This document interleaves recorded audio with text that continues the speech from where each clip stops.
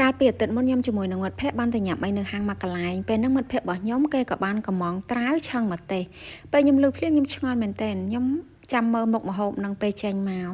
ហើយនៅពេលដែលខ្ញុំញ៉ាំទៅមានអារម្មណ៍ថាមានរសជាតិឆ្ងាញ់ប្លែកហើយខ្ញុំនៅចាំរសជាតិនឹងខ្ញុំក៏បានមកបើកមើល YouTube មើលដើម្បីមើលថាតើមានបងប្អូនគាត់ធ្វើចែករំលែកឬអត់ណាតែឆាយទៅគឺអត់មានសោះអញ្ចឹងហើយខ្ញុំក៏បានសាកល្បងនៅក្នុងការធ្វើត្រាវឆឹងម្ទេសនេះដោយខ្លួនឯងដោយខ្ញុំសម័យទៅលើរសជាតិដែលខ្ញុំបានញ៉ាំ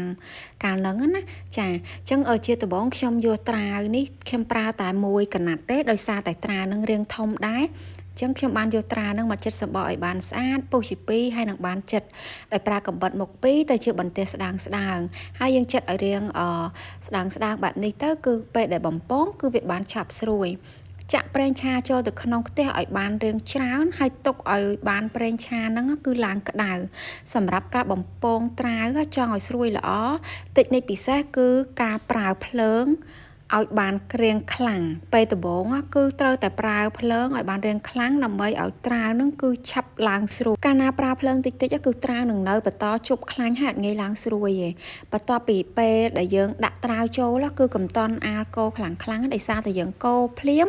គឺអាចបែកសាច់ត្រាវទៅជាល្អិតអញ្ចឹងយើងទុកមកសន្ទុះចាំពេលត្រាវនឹងចាប់ផ្ដើមឡើងក្រៀមប្រហែលរបស់ខ្ញុំនេះហើយចាំយើង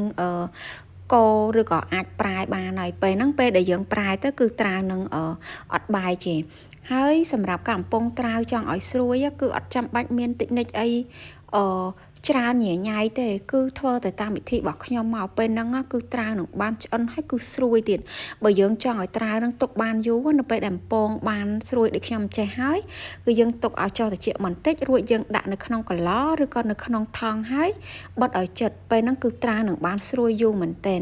តែសម្រាប់ខ្ញុំគឺខ្ញុំនឹងត្រូវយកវាទៅឆឹងទៀតអញ្ចឹង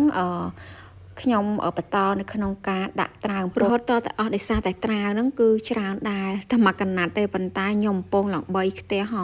ចាហើយយើងកុំទុកឲ្យវាឡើងក្រហមខ្លាំងពេកតែប៉ុណ្្នឹងគឺបានហើយដាក់ទឹកចូលទៅក្នុងខ្ទះគឺចំនួន3ស្លាបព្រាបាយស្ករចំនួន1ស្លាបព្រាបាយហើយម្សៅស៊ុបមាន់ហ្នឹងកន្លះស្លាបព្រាកាហ្វេហើយនឹងទឹកត្រីគឺចំនួន2ស្លាបព្រាកាហ្វេកូរច្របល់គ្រឿងផ្សំដើម្បីឲ្យបានរាងរលាយសព្វចូលគ្នាហើយដាក់ម្ទេសនេះគឺចំនួន3គ្រាប់យើងអត់ប្រើម្ទេសច្រើនហ្មងទេប្រើតែ3គ្រាប់ប៉ុណ្ណឹងគឺបានហើយដាក់ស្លឹកខ្ទឹមដែលយើងបានហាន់ហើយនឹងបន្តិចមកដើម្បីឲ្យវាជួយមានក្លិនឈ្ងុយទុកទឹកនឹងឲ្យបានពុះល្អរួចដាក់ត្រាវដែលបានបំពងមិញហ្នឹងគឺចូលមកពេលនេះគឺប្រើភ្លើងរាងខ្លាំងបន្តិចសិនដើម្បីឲ្យទឹកហ្នឹងវាឆាប់រីងណាយើងអត់ឲ្យវាជប់រីកត្រាវយើងឯខំចឹងវានឹងធ្វើឲ្យត្រាវអត់សូវស្រួយបន្តមកទៀតគឺកូរច្របល់មកសន្ទុះពេលហ្នឹងគឺពេលដែលទឹកចាប់ផ្ដើមរីងហើយគឺយើងបន្ថយភ្លើងពេលហ្នឹងគឺបន្ថយភ្លើងភ្លាមដើម្បីឲ្យកុំឲ្យវាខ្លោចខ្ទះចាអញ្ចឹងយើងកូរត្រឡប់ទៅមកស្ទុះមកពេលហ្នឹងគឺឃើញថាទឹករីងអស់ហើយប៉ុណ្ណឹងគឺរួចរាល់ងាយលឿនហើយអាចដួសដាក់ចាននៅក្នុងការភ្លក់នៅពេលដែលខ្ញុំបានភ្លក់ទៅគឺឃើញថារសជាតិគឺដូចដែលខ្ញុំញ៉ាំនៅហាង